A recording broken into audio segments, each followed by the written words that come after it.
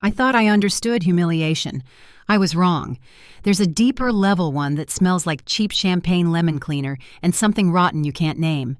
I found it on New Year's Eve under my father's dining table when my 8-year-old daughter was lying on the hardwood floor with her party hat crushed beside her. My name is Laura Bennett. I'm 36, a single mother. And until that night, I still believed there were lines family wouldn't cross. I was wrong about that too. The house was loud in that forced way. Television blasting a countdown. No one was actually watching. Forks clinking. Someone laughing too hard. The kind of noise that pretends everything is fine. Evelyn's house always felt like that. Perfect on the surface. Cold underneath. She'd been circling all evening. Comments slipped in softly like needles. Some seats just make more sense for certain people. I like things arranged properly. I kept my eyes on my plate. I always did. Mia sat beside me, feet swinging, humming to herself while folding her paper napkin into shapes. She wore the silver sweater she loved, the one she said made her feel like a star. At 11:49 p.m., the front door opened. Cold air rushed in. Laughter followed. My half-brother Mark walked in with his daughter Sophie, bundled in tulle and glitter. Late as usual. Everyone turned. Smiles bloomed. Chairs scraped back. Evelyn stood immediately. I watched her expression change. It always did when Sophie entered a room. Something sharp in her eyes softened. Like a switch flipped. She walked straight toward us. "Mia," she said. Voice calm. Too calm. "Sweetheart, you'll need to move." Mia looked up, confused. Why Evelyn's hand closed around the back of the chair. "This seat is for my real granddaughter." The room went quiet. Mia hesitated. She looked at me. I opened my mouth. Evelyn didn't wait. She pulled. The chair slid. Mia lost balance. Her knee hit the floor with a sound I'll never forget, bone on wood. A short cry. Sharp. Then silence. Her hat rolled away. A glass tipped. Champagne spilled across the white tablecloth like a slow-spreading stain. No one moved. 20 people, my father included, watching. That was the first snap. The sound wasn't loud. It was internal, clean, final. I was already standing when Mia started crying. I didn't yell. I didn't ask permission. I didn't look at Evelyn. I picked my daughter up. Her hands were shaking. She buried her face into my neck, whispering, "Mommy, I didn't do anything wrong." "I know," I said. Evelyn sighed. Actually, sighed. "Oh, Laura," she said, "don't make this dramatic. It was just a misunderstanding." My father cleared his throat. "Let's not ruin the night." Mark laughed under his breath. "Kids fall." That was the second snap. I walked out. No goodbye. No explanation. Just the sound of the door closing behind us. Fireworks exploding somewhere far away, like they belonged to another world. If you've ever had family treat you like you don't matter. If you've ever been told to stay quiet to keep the peace. If you've ever watched someone hurt your child and then call it nothing, take a second. Hit like. Subscribe. Not for me, for yourself. Because stories like this don't end the way people expect. Mia didn't speak in the car. Streetlights flashed across her face as I drove. Her jaw clenched, her eyes fixed on the window. I reached over at a red light and held her hand. She squeezed back too hard. At home, I cleaned her knee, purple already blooming under the skin. She didn't cry. That scared me more. "Did Grandma hate me?" she asked. "No." "Then why did she do that?" I didn't answer. That was the third snap. I tucked her into bed. She fell asleep fast, exhausted in that way kids get when something breaks inside them, but they don't have words yet. I stood in the hallway afterward, lights off, dishwasher humming from a delayed cycle. My phone buzzed. A text from my father. "Evelyn feels terrible. You misunderstood her tone." Another from Mark. "You embarrassed everyone. You always do this. Gaslight. Deflect. Minimize." I didn't reply. I sat on the couch in the dark. Fireworks popped outside. Laughter drifted through the walls from neighbors celebrating fresh starts. My hands were steady. That surprised me. I thought of all the other moments I'd swallowed. The times Evelyn reorganized seating so Mia and I were at the end. The gifts that were smaller. The looks that lingered too long. The way my father always said, "You're strong, Laura. You don't need help." The way Mark always said, "Don't be so sensitive." That night didn't come out of nowhere. It landed on a mountain of silence.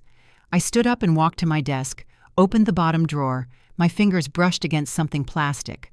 Old, scratched, a USB drive. Margaret Hale's handwriting was still faintly visible on the tape wrapped around it. For you. Someday. I hadn't touched it in years. I held it in my palm, felt the weight. Small, dense. Another snap. Not loud, not angry, resolved. I didn't plug it in yet. I went back to Mia's room, watched her breathe, counted the rise and fall of her chest. I leaned down and kissed her hair. "I choose you," I whispered. Every time. When I turned off the light, my phone buzzed again. A final message from Evelyn. We did what was best for the family. I stared at the screen, then I locked it. Because that night wasn't about a chair. It was about 30 years of being told where I belonged. And for the first time in my life, I decided I was done sitting where they put me.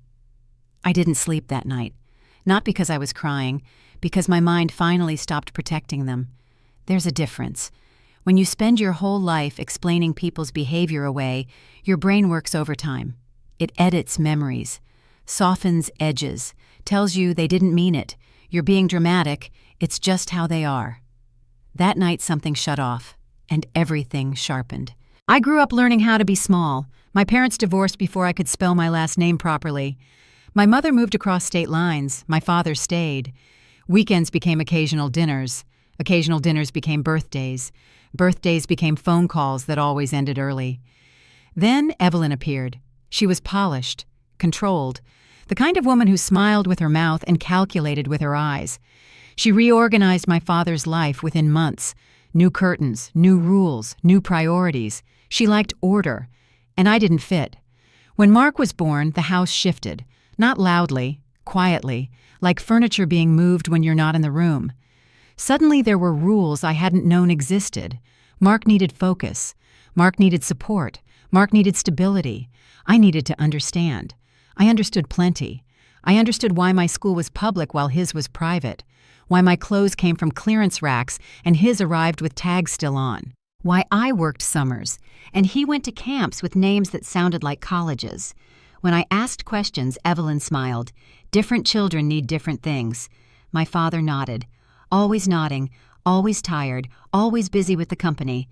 The company was my grandmother's pride. Margaret Hale built it from nothing Woodhand's patience.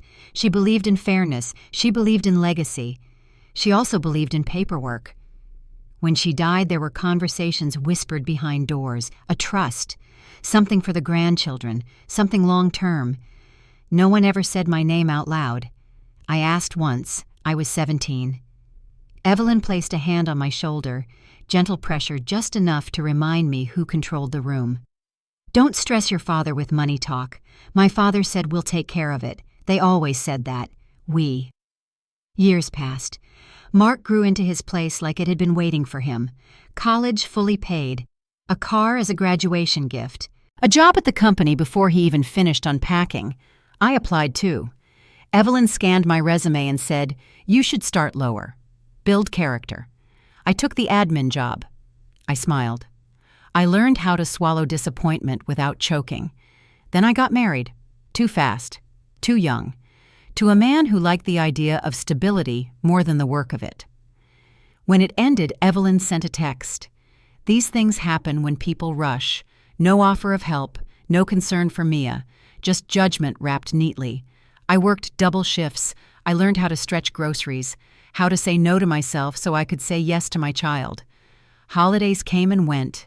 Mia grew, and every year I told myself the same lie. At least she knows her grandfather. But even that wasn't true. My father loved her in theory. In public, he hugged her, patted her head, forgot her birthday twice. Evelyn noticed everything. Who sat where, who spoke too much, who belonged. She never yelled. She didn't need to. She curated. When Sophie was born, the difference became impossible to miss. Handmade dresses, professional photos, private lessons. Mia got books, which I appreciated, truly. But Evelyn always said it the same way. Children should learn gratitude. That sentence followed my daughter like a shadow.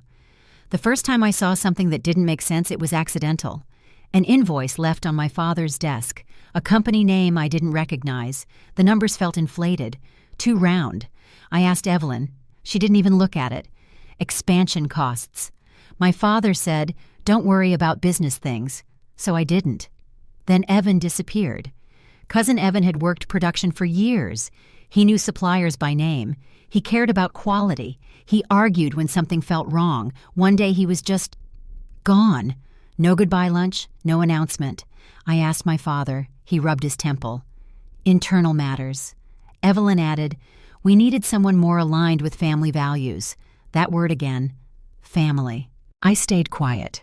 I always stayed quiet. Because speaking up never changed anything. It just made things colder. Until New Year's Eve, until a chair scraped, until my child hit the floor. That moment rewrote everything behind it.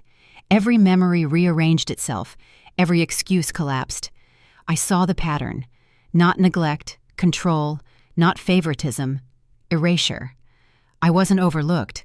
I was managed. I sat alone on the couch dishwasher, clicking in the kitchen phone face down beside me. My hands didn't shake. That scared me. I realized something else, too. Evelyn didn't push Mia because she lost control. She pushed her because she had control. And she expected no consequences. That was the real insult. I stood and walked back to the desk, pulled open the drawer again. The USB drive waited. Margaret Hale's last gift. I'd been afraid of it before, because opening it meant admitting my grandmother saw something I hadn't wanted to see. It meant she trusted me with the truth. I turned it over in my hand. Plastic, ordinary, unassuming, like most things that change your life. In the other room, Mia shifted in her sleep. I listened. Then I whispered something I'd never said out loud before. Enough. And for the first time, the word didn't feel like a wish. It felt like a decision. I waited until the house was completely quiet. Not the kind of quiet that feels peaceful, the kind that hums. Refrigerator clicking, pipes settling, a car passing 3 streets over. The kind of quiet where decisions stick. I plugged the USB drive into my laptop. The click was small. Plastic meeting metal. No drama. The screen flickered. A single folder appeared. No passwords, no warnings. Just files. Margaret Hale had never liked theatrics. At first it looked boring. Scans, PDFs, old emails saved as images. Spreadsheets dated years back. The kind of paperwork people assume no one will ever actually read. I almost laughed. This was what I'd been afraid of. Then I opened the first document. A trust summary. My name was there. Clear. Undeniable. Primary beneficiary. Not future. Not conditional. Present. I scrolled. There were terms, restrictions, clauses written in language that didn't bend easily. Margaret had been thorough. She'd hated ambiguity, hated loopholes. There was a section labeled Management Authority, another labeled Protections in Case of Misuse. My stomach tightened. I kept reading. At first, nothing screamed wrong. Payments to suppliers, payroll entries, equipment upgrades, all normal. Then I noticed the repetition. The same 3 vendor names, over and over, slight variations, different addresses, similar amounts. Always rounded. Always just under thresholds that would trigger automatic review. I opened another file, an email thread. My father and Evelyn. Years ago. Subject line optimization. I read it twice. No direct confession, nothing dramatic. Just language that slid instead of stood. Temporary adjustments, family priorities, rebalancing for sustainability. I opened the spreadsheet tied to the trust's principal balance. The numbers told a quieter story, a slow decline, not market fluctuation, not one bad year, a pattern, a deliberate erosion, small enough to ignore if you didn't know where to look, large enough to matter if you added it up.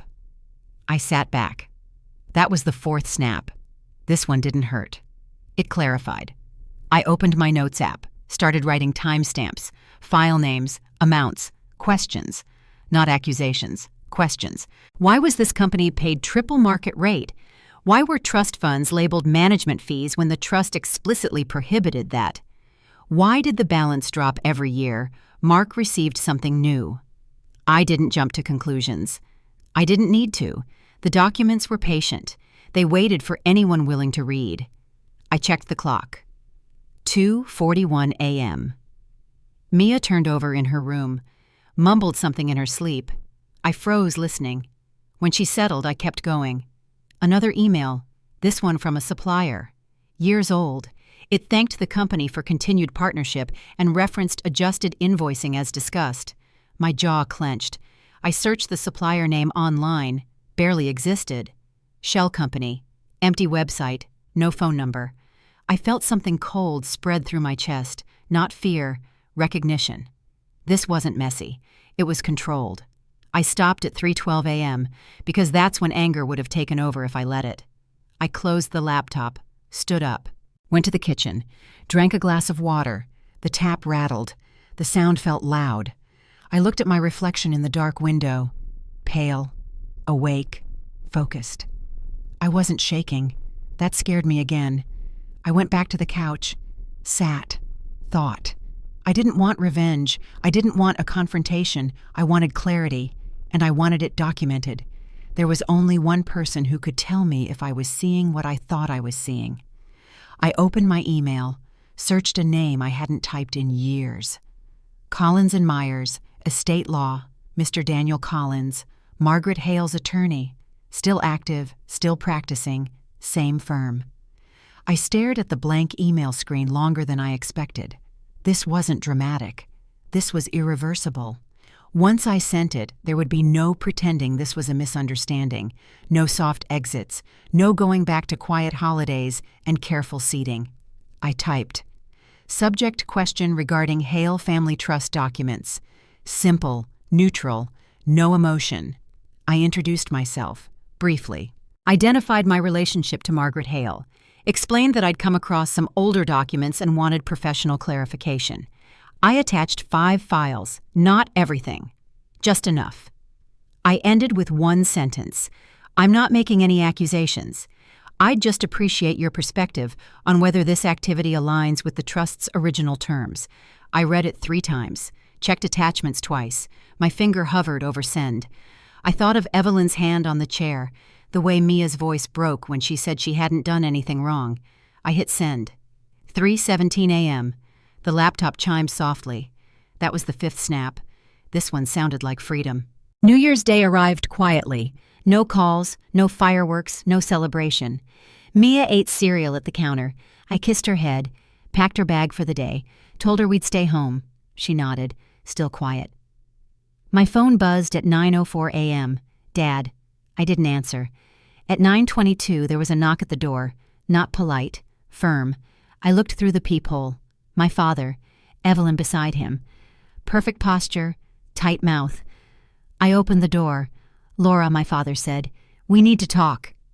Evelyn didn't greet me. She stepped inside without asking. That email, she said immediately. You crossed a line.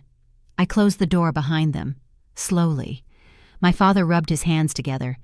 It's probably just confusion, he said. Mr. Collins called this morning. Professional courtesy. Evelyn's eyes flicked to her phone. Back to me. Those documents are private. So is my daughter, I said. The words landed harder than I expected. My father flinched. Evelyn scoffed. This is unnecessary. You're reacting emotionally. I didn't raise my voice. I asked a lawyer a question. Her jaw tightened. That lawyer is obligated to escalate, she said. You didn't think this through. I looked at my father. He wouldn't meet my eyes. That was the 6th snap. Mark arrived 20 minutes later. Angry, loud, unsubtle. What the hell is going on? He demanded. Why is everyone calling me everyone? Interesting word. Phones kept buzzing. The accountant, a supplier, someone from the bank. Evelyn stepped into the kitchen to take calls. Her voice dropped, sharp, controlled. I made coffee. No one drank it. They stayed for hours, trying different angles. Family, loyalty, history, fear. You're going to destroy everything, Mark said. You don't understand how complicated this is, my father said. Evelyn said nothing. She didn't need to. Her silence was calculation. By evening they left, not resolved, not calm, unsettled. I locked the door behind them, leaned my forehead against it, and smiled. Not because I was happy, because for the first time in my life, I wasn't the one being managed. And whatever came next, I knew one thing for sure. They were afraid. And they should have been. The pressure didn't come all at once. It seeped in, like water through hairline cracks. Quiet, persistent, designed to make you tired before it makes you fold. The first few days, it was my father. Calls in the morning, calm voice, careful words. "Have you thought about this more, Laura? You know your stepmother didn't mean it. Families handle things internally." I let the calls go to voicemail. Then came Evelyn. Not calls, emails. Subject lines polished within an inch of their life. For Mia's future. "Let's de-escalate. This doesn't need to get ugly."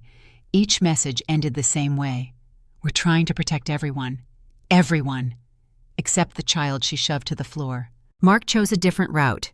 He went public. The first post showed up on my feed 2 days later. A photo of him and Sophie in the workshop, her small hands resting on a half-built wooden toy.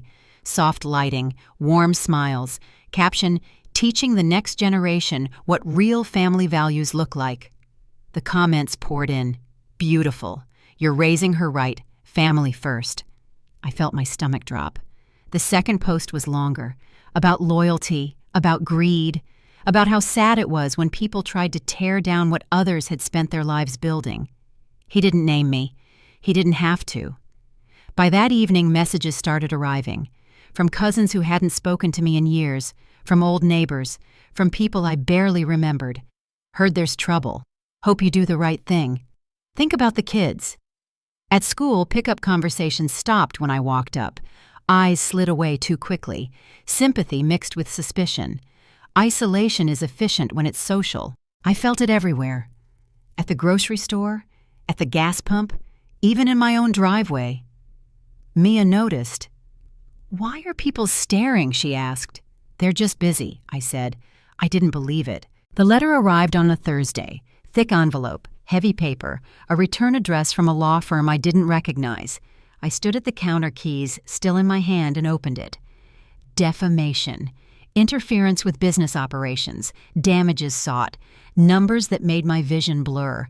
They were coming for everything. My savings, my home, my future earnings. The language was cold, precise, designed to scare. It worked for about 5 minutes. Then I laughed. Not hysterical, not loud. Just a short, surprised breath. Because innocent people don't react like this. They don't sue first and ask questions later. Evelyn called an hour after the letter arrived. Her voice had changed. No warmth, no pretending. "This doesn't have to proceed," she said. "Sign the resolution agreement I sent." An email arrived before she finished the sentence. I opened it. It required me to withdraw my inquiry, acknowledge I'd been mistaken, agree never to raise concerns again. In exchange, they'd drop the lawsuit. Family harmony restored. I closed the file. "I'm not signing anything," I said. There was a pause. Then quietly, "You're making a very serious mistake." The line went dead. My father came alone 2 days later. No Evelyn, no Mark, just him. He sat on my couch like he used to when I was a kid. Hands clasped, shoulders heavy. "You're tearing apart everything I've worked for," he said. I waited. The company, the name, the family, still waited. "All over papers you don't fully understand." I leaned forward. "Then explain them." He didn't. He sighed, looked past me, at the wall. "Evelyn handles that side. She's better at it." That was the moment I understood. Not that he was innocent, but that he was comfortable not knowing. Comfortable letting someone else do the damage while he benefited from the results. That realization settled deep. He left without resolving anything, without apologizing, without asking about Mia. The nights got harder after that. I lay awake listening to my phone buzz face down on the nightstand, notifications piling up like debris. Some messages were cruel, others were worse. Disappointed. "You used to be different. This isn't you. Why now? Why now?" Because now my child was hurt. Because now the lie had become physical. Because now I knew silence wasn't peace, it was permission. 3 weeks after the lawsuit landed, my email chimed with a name I hadn't seen in years. Evan Hale. My chest tightened. The message was short. If you're looking into how Evelyn ran things, I might have something you should see. We met at a diner halfway between our towns. Neutral ground, fluorescent lights, coffee that tasted burnt no matter how much cream you added. Evan looked older, thinner, tired in the eyes. He didn't waste time. She didn't push me out because of restructuring, he said. She pushed me out because I asked questions. He slid a folder across the table. Contracts, emails, invoices, inflated pricing, suppliers rerouted, kickbacks masked as consulting fees. My hands were steady as I flipped through the pages. It matched. Everything matched. She rewrote agreements. Evan continued, slowly, quietly. Anyone who noticed didn't last. Will they talk? I asked. He nodded. They're angry. They just needed someone to stand up first. That was the 7th snap. This one sounded like reinforcement. Mr. Collins called the next morning. His tone was professional. Careful. The discrepancies are significant, he said, and there's a clause your grandmother insisted on. He paused. In cases of verified misuse, control transfers to the primary beneficiary. My throat tightened. That's you, he said. I closed my eyes. For the first time since New Year's Eve, the air felt lighter. Not because it was over, because it was real. Banks placed holds, suppliers asked questions, accountants requested records. The noise shifted. It wasn't coming at me anymore. It was coming for them. Mark went silent online. Evelyn stopped emailing. My father didn't call. And in that sudden quiet, I realized something else. They'd spent decades controlling the narrative, but they'd never prepared for someone who refused to play. I tucked Mia into bed that night. She looked up at me. Are we in trouble? No, I said. And for the first time, it was the truth. We're just done being quiet. The resolution didn't arrive with sirens or shouting. It came in envelopes, plain, official, heavy, the kind of mail that doesn't threaten. It documents. The bank placed temporary holds first, quietly. No drama. Just a polite notice requesting clarification on several long-standing transfers. Then the suppliers followed 3 of them, each asking for verification before extending further credit. Accounting firms don't panic. They pause. And that pause told me everything. Mr. Collins called again a week later.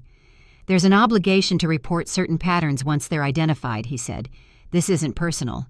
It's procedural. I thanked him. Because procedure is what truth looks like when it's done properly. The audit took months. Not rushed, not theatrical, line by line, year by year. The numbers didn't argue. They accumulated. They pointed. Evelyn tried to reframe it as strategy. My father tried to call it misunderstanding. Their attorneys filed motions that delayed but never erased the math. The IRS entered the picture without asking me first. They never do. An agent requested 7 years of returns, deductions, related party transactions, interviews. Mark resurfaced briefly online, posting a quote about Storm's revealing character. It got fewer likes than he expected. He deleted it an hour later. The hearing was held in Vermont, where my grandmother had built everything with her hands.